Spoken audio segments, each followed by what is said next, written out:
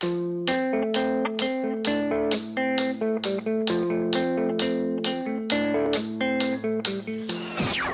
existe 1001 façons de scruter la matière avec la lumière.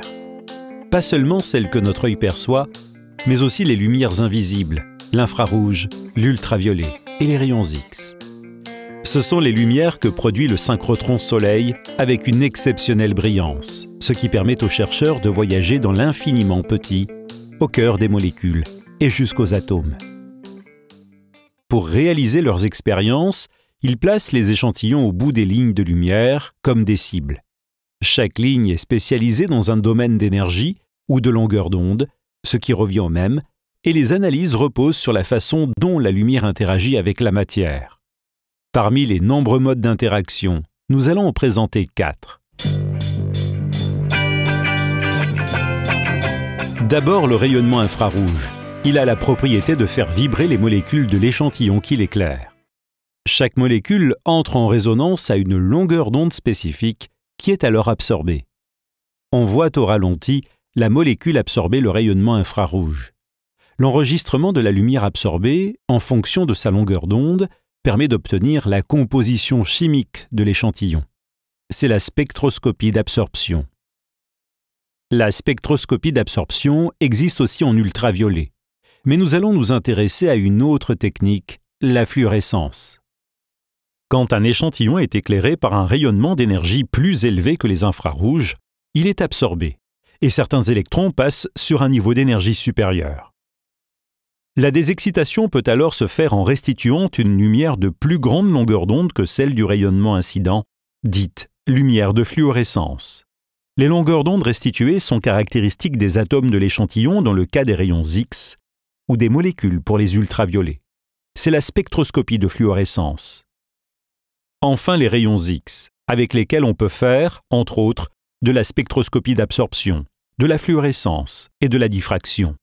C'est cette dernière technique dont nous allons parler.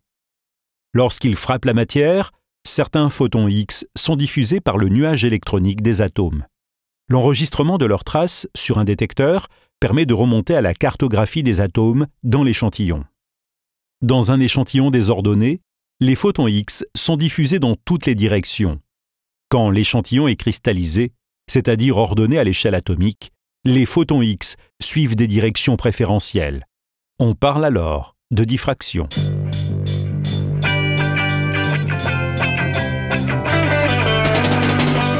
Nous allons maintenant analyser un échantillon de matière vivante sur 4 lignes du synchrotron Soleil qui utilisent les différentes lumières.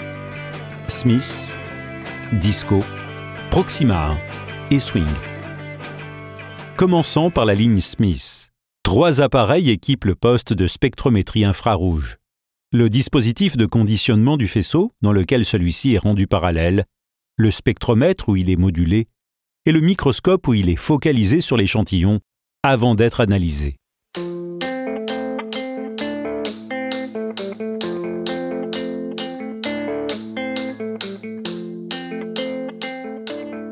Le spectre obtenu montre des pics d'absorption qui permettent d'établir la composition chimique de l'échantillon. Par exemple, ce spectre d'une coupe de tissu de foie montre les liaisons caractéristiques des protéines et des lipides. L'étude du spectre est souvent complétée par l'imagerie. L'image de la répartition du composé est ainsi superposée à celle de la microscopie optique afin d'obtenir la carte chimique de l'échantillon. Les plus petits détails sont de l'ordre de 5 micromètres, c'est-à-dire 5 millièmes de millimètre, à peu près la moitié de la taille d'une cellule humaine. Ici, les cellules gorgées de graisse indiquent une stéatose du foie. On voit tout l'intérêt de cette méthode qui, à partir de petits prélèvements de tissu, permet de détecter à un stade précoce la présence de cellules malades. Cette maladie a-t-elle évolué vers la fibrose? Pour le savoir, il faut voir plus en détail, changer de technique et de lumière, et aller sur la ligne Disco. Nous sommes au bout de la ligne de lumière Disco, sur le poste d'imagerie de fluorescence UV. Le rayonnement traverse d'abord la chambre à miroir, puis le monochromateur qui sélectionne la longueur d'onde désirée, avant d'aboutir au microscope où il éclaire l'échantillon par le bas.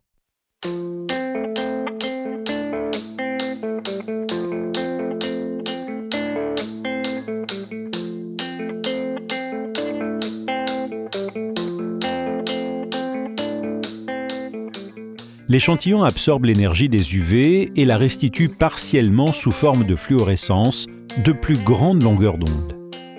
Les longueurs d'onde réémises sont caractéristiques des molécules d'intérêt.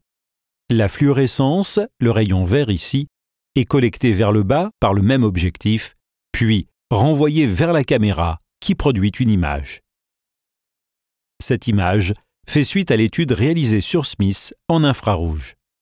Nous sommes descendus à une résolution de 150 nanomètres, bien en deçà de la taille d'une cellule humaine. On voit le collagène qui, sous excitation synchrotron ultraviolette, fluoresce dans le bleu. Le collagène est la protéine qui confère au tissu leur résistance mécanique dans un organisme. L'imagerie de fluorescence UV permet de le localiser très précisément et de vérifier s'il n'est pas en excès, ce qui serait le signe d'un début de fibrose. C'est un outil essentiel en biologie, car il permet d'étudier à l'intérieur d'une cellule les différents acteurs biologiques, comme les protéines. Si maintenant on cherche à connaître la structure même d'une protéine, il faut voir encore plus petit, changer de technique et de lumière, et aller, par exemple, sur la ligne Proxima 1. La ligne Proxima 1 utilise les rayons X pour déterminer la structure en 3 dimensions des macromolécules biologiques, notamment des protéines. L'expérience implique que l'échantillon, placé dans une boucle à l'extrémité d'une fine aiguille, soit préalablement cristallisé. C'est la condition indispensable pour que le faisceau X qui frappe l'échantillon soit diffracté. L'échantillon est conservé sous un jet d'azote gazeux à moins 170 degrés Celsius afin de ralentir les dommages dus à l'irradiation par les rayons X. L'impact des rayons diffractés est enregistré sur le détecteur. Chaque image de diffraction est composée de taches qui constituent l'empreinte digitale de l'échantillon cristallisé. Elles sont caractéristiques de la structure atomique des protéines. De l'enregistrement de ces taches, on calcule la position des nuages électroniques de la protéine, et donc celle de ses atomes. On peut alors construire un modèle de la structure 3D de la protéine en connaissant préalablement sa séquence, c'est-à-dire l'enchaînement des acides aminés qui la constituent.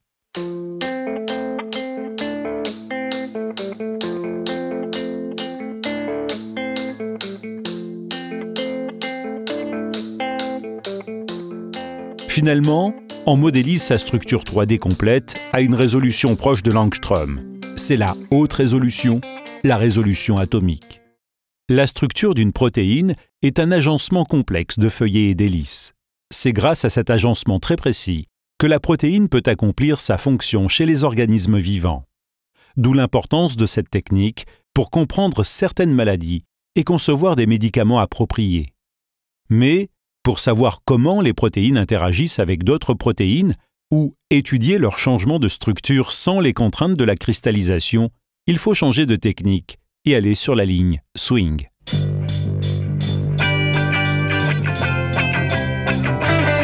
Swing utilise les rayons X, comme Proxima. Ce n'est donc pas la lumière qui change, mais la préparation de l'échantillon, qui n'est pas cristallisé. Les protéines sont ainsi dans des conditions proches de celles du milieu cellulaire. L'échantillon circule dans un capillaire très fin qu'on aperçoit dans cette cavité. Le faisceau X incident qui frappe l'échantillon de protéines est légèrement dévié. Il ne s'agit pas de diffraction car la solution est désordonnée, mais de diffusion. La ligne swing est spécialisée dans la diffusion des rayons X aux petits angles, une technique qu'on nomme également SAX. Il faut maintenant enregistrer la figure de diffusion sur un détecteur qui se trouve dans cette immense cuve cylindrique où règne le vide. Comme les rayons sont quasi parallèles, le détecteur est reculé jusqu'au fond pour accéder aux très petits angles de diffusion. C'est une caméra qui enregistre point par point l'impact des photons X. La figure représente l'intensité des photons sur une échelle de couleurs en fonction de l'angle de diffusion. Elle traduit l'organisation des atomes et des molécules de l'échantillon. L'information structurale est obtenue à basse résolution, aux environs de 10 angstroms. La forme en 3D des macromolécules est vue sous un œil de myope par rapport à Proxima, mais on en tire une information essentielle, la manière dont les protéines s'assemblent et s'arriment entre elles. La compréhension de ces mécanismes moléculaires est particulièrement importante à la fois pour la biologie fondamentale et pour ses applications thérapeutiques. De fait, les images de Swing sont souvent couplées avec celles de Proxima. La structure de protéines individuelles est déterminée par diffraction des rayons X, tandis que leur arrangement au sein du complexe est abordé par la diffusion aux petits angles. La visite de ces 4 lignes de lumière confirme une règle, certes approximative mais utile, à savoir que les plus petits détails observables sur les images ont la taille de la longueur d'onde de la lumière utilisée. Quelques micromètres pour l'infrarouge, une centaine de nanomètres pour l'ultraviolet et l'angstrom pour les rayons X. La deuxième conclusion concerne la complémentarité des lignes. La connaissance de la structure 3D d'une protéine ne suffit pas à déterminer sa fonction. Encore faut-il observer ses interactions avec les autres protéines et la suivre dans son environnement cellulaire. Loin d'être en concurrence, loin de se substituer les unes aux autres, les différentes méthodes d'analyse se complètent et se combinent pour mieux comprendre le fonctionnement du vivant. La diversité des lumières et des techniques d'analyse fait du synchrotron Soleil un instrument de recherche incontournable.